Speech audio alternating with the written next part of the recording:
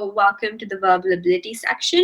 In this section, we will discuss the various types of problems the SAT asks us and how we can approach them and how we can solve them.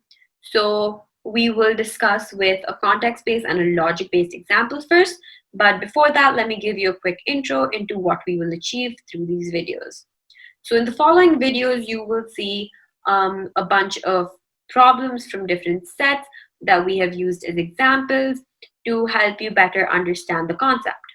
Now, the SAT sentence completion section can be broken down into two basic subsets: questions using vocabulary in context and questions that are logic-based, like I said.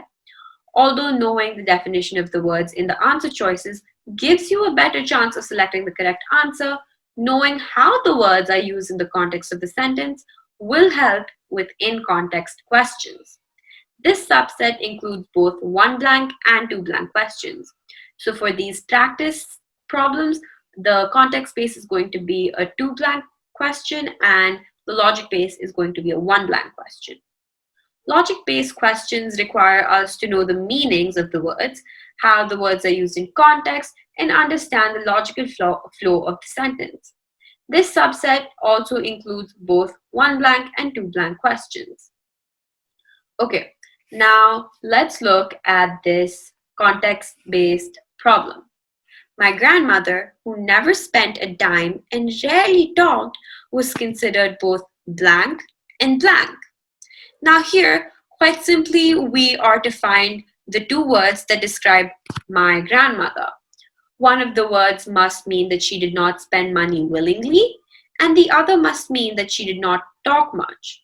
The correct answer is option A, miserly and taciturn for both their respective blanks. Miserly means like a miser or extremely stingy, and taciturn means shy or unwilling to engage in conversation. Options A through D might meet the first blank criteria of not spending money easily, but only options A and E meet the criteria of being silent. So when you look at two blank questions, you must focus on the fact that both the words need to satisfy all the conditions demanded by both of the blanks. As answer choice A is the only choice meeting the demands of both context-based definition, it is the correct answer. So that's the context-based problem. Let's move on to the logic-based. Now the logic-based. After witnessing a number of territorial skirmishes, Dr. Jarman had to change his earlier opinion that these particular breeds of chipmunk were always blank animals. Now, following the logical flow of the sentence will help alleviate incorrect answer choices. We are basically going to eliminate what's wrong and we will be left with the correct answer.